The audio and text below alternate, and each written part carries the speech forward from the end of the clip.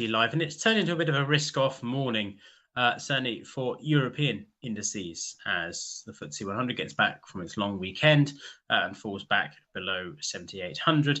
And you've got the DAX coming to a little bit of pressure as well. US futures also weakening, actually, as the morning goes on. The Dow expected to open the day down around about 150 points from where it finished in yesterday's session. And not much really driving that this morning in terms of actual news flow. It's more, I think, the background music, if you like, that's driving sentiment at the moment. Of course, Friday, if you can think back that far, we had those strong payrolls readings, which, contrary to many expectations, or probably everyone's expectations, saw stocks surge, risk appetite bouncing across the board, a very solid end to the week on Friday. And that persisted into Monday a little bit. But overall, I think we're now seeing a bit of understandable jitters come in about what faces markets over the next few weeks. Of course, with earnings season, I'm certainly not out of the way, but a lot of the big names done and dusted. The focus is going back, of course, to the favorite topics of inflation, central banks, and of course, the US debt ceiling, with reports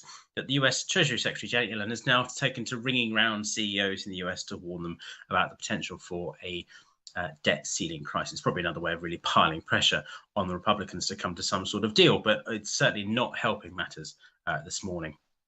So that's what's probably moving things. Of course, with US CPI tomorrow, there's a sense of not wanting to do too much before that data point comes through, lest it confirm, of course, what we saw on Friday, which was that wages remain strong in the US. The job numbers are still going up, wages are strong, and that really price inflation is still a very established fact in the US. And the Fed, while it is unofficially on pause, that has boosted the odds of another rate hike in June. So there's lots moving this morning in the way of background issues that will, I think, be the main driver of markets, rather than has been the case the last couple of weeks, earnings season particularly. Starting with the indices, beginning as ever with the FTSE 100, which currently trades at 77.51, and that's back below the 7,800 level, sorry, that we did briefly move above on Friday in the cash session, and futures also held above it or around that level yesterday. So that's really knocked back some of the bullish view that was beginning to build on Friday for stock markets. Certainly for the FTSE 100, you'd seen a modest pullback from the late April highs around 79.40. And then by Thursday, we were just testing the waters below 7,700. But the payrolls reading came in, surprised markets, I think, in many ways, but also surprised everyone with the way that markets reacted in a very risk-on kind of way. You don't normally see stocks surge on a day when you've got very strong payrolls report and decent wage numbers, because usually the instinct is to buy the dollar and sell equities. So it's certainly an interesting move on Friday, but the fact you've had a bit of a reversal today shows you how skittish the market is, obviously, about the debt ceiling crisis, which does have the potential to be perhaps the worst iteration of that ongoing drama since 2011. What we've got here in terms of price action is the dreaded lower high coming through in late April. We got to 79.40, as I say, on the FTSE 100, and then we've fallen back from there. And of course, that's a lower high from the 16th of February peak, which was a record high for the index.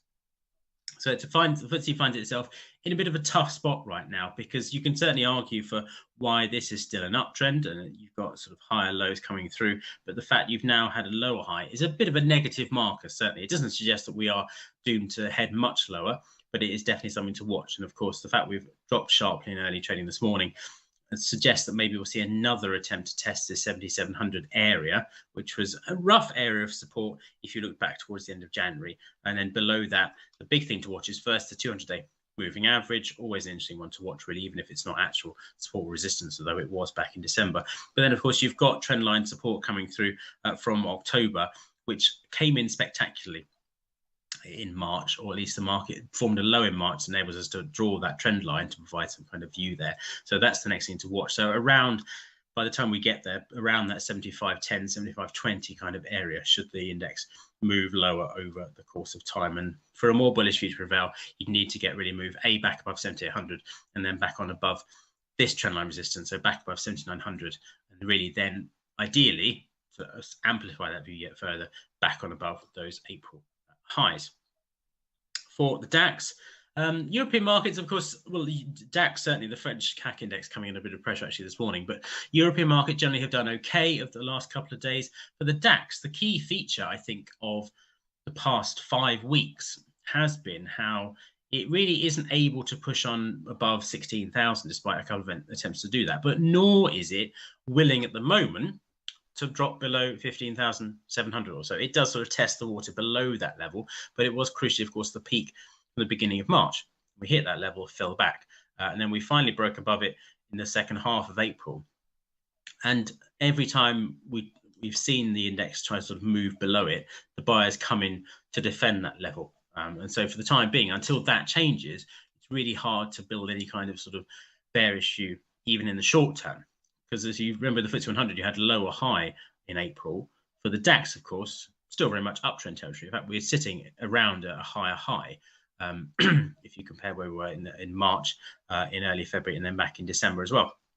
So overall, buyers firmly in charge here. No sign as yet that the sellers are beginning to gain any kind of headway, but equally so, the buyers can't drive this one above 16,000 for the time being. So it's very much a frustrating sideways kind of price action. If you're looking for the trend over anything more than a very short time frame, it will be quite frustrating because you think it's about to break higher and then it slumps back again to this 15,700 support zone, and then it tries to rally again, and so on and so on. So it's just a bit of an attritional battle at the moment, which suggests more or less that the price is digesting its gains. It's certainly hard to build a bearish view at this point in time. For that to happen, you need to at least see it back below 15,700 and then really back on below 15,200 to put much more of a dent in this uptrend view.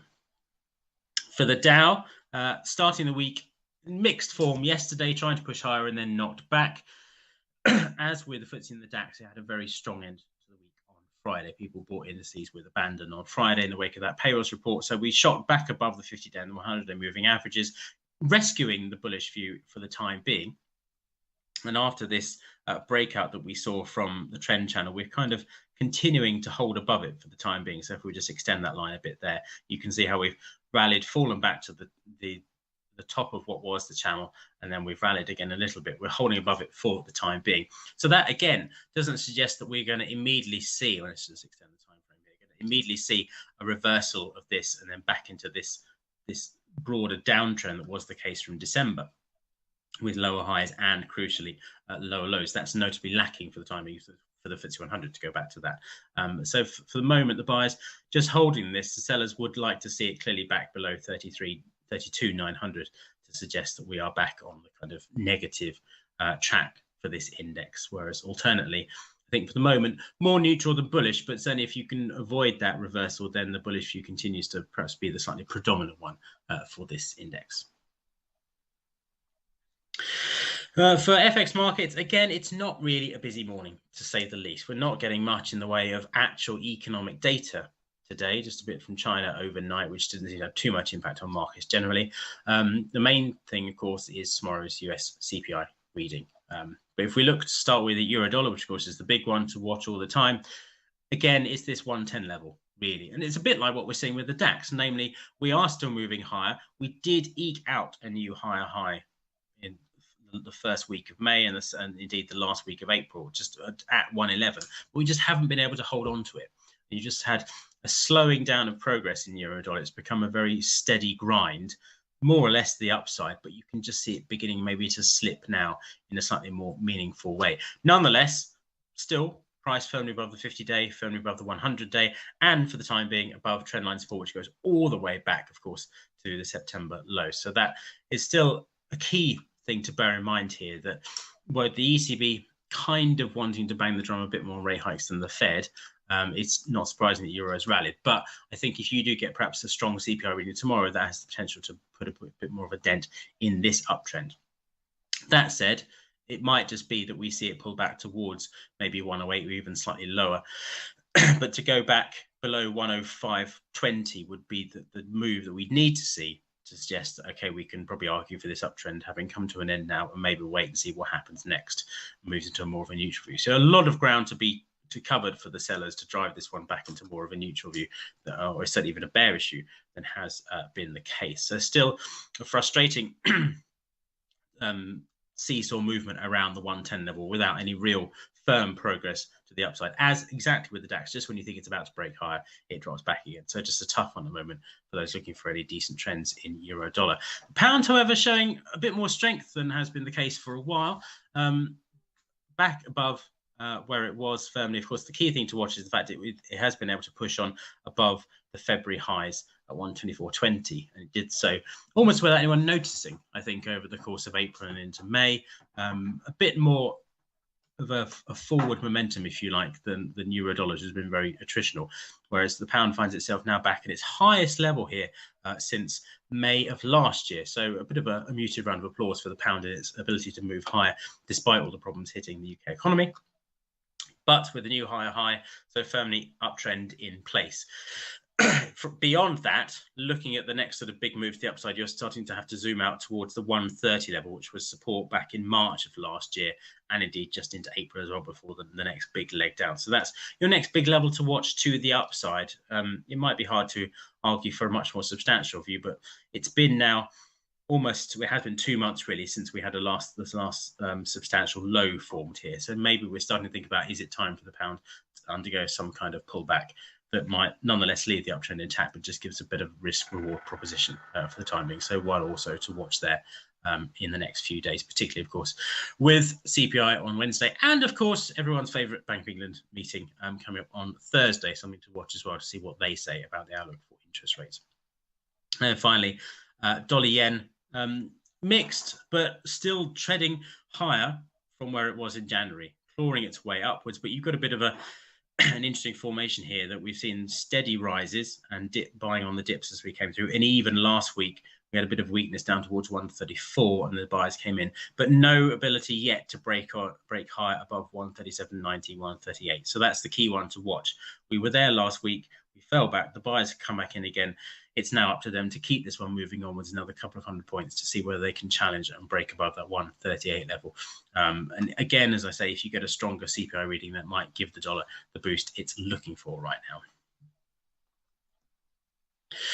And finally, turning to commodity markets, gold prices doing their best to rally, unsurprisingly because of that debt ceiling being in the news very much at the moment. And then oil prices, volatile week to say the least. Last week, huge drops, but we have recouped most of that ground, as we'll come to in a second. But starting with gold, after its explosive rally to new highs for the year, and indeed more than the year, I think, last week, we then saw it edge back, unsurprisingly. But the buyers coming back in again. And the key thing is in the medium term, of course, very much uptrend. You can tick that box. You've got higher highs and higher lows. But even in the short term, since the middle of March, it has pushed higher, and there's a trendline support coming potentially through there underpinning this move higher. So while that holds, while the price holds above 1980, that's the key thing to watch, because those two things together, trendline firstly, but then also this area of support during the course of the second half of April and into May around 1980 was what prevented any further downside. So gold doing its best to move higher from there as well, watching whether it can push on back above 2050, because there's plenty of air above it now to really move on to new highs if it so wants to. And again, as I say, all eyes on CPI to see whether that can provide some kind of direction. Of course, stronger CPI probably boosts the dollar, so that might not be great for gold in the shorter term. And then finally, it's certainly been the run in oil prices over the past 6 weeks. Gap higher, additional gains, slump, rebound. And it's been a very choppy one. So do be careful with this one if you are trading. The volatility is certainly there in oil prices if it's not there in a lot of other assets. But having fallen back to around those March lows, it has unsurprisingly bounced. It wouldn't have been a very good idea to really pursue it too much lower last week, given the size of that bounce. But it's still below 50, the 100 and the 200-day moving averages. So still very much in downtrend territory. It's just a question now of how far this rebound goes, whether it can get back as far as the 50-day or even the 100-day. But I think as long as it stays below really 83.60, 83.50, you've got to say, actually, the sellers still hold the ball on this one and they probably won't let it go. So again, debt ceiling is going to be a risk-off kind of move you'd expect. Recession fears, of course, still lurking in the background, or they've taken a bit of a backseat recently. So that's not great for oil. So we'll watch to see if this does bounce. Of course, if it even fails to get much higher than that, then clearly I think the sellers will take charge of this one once again. It's unsurprising that perhaps we just saw it. If we do flip to the hourly chart just for a change, there you go, how sort of elastic, how far that elastic band was stretched to the downside. It's now snapped back. But stalling nicely at the 200-hour moving average if you're watching this on the intraday chart. So perhaps that's another area to watch. You can argue for maybe it to roll over from there and head back to the downside once again.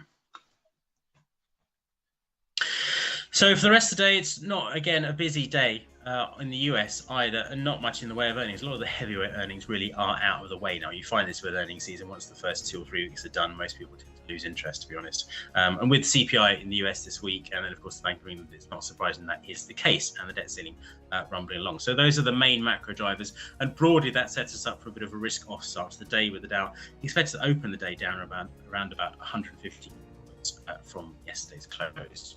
That's it. Thank you.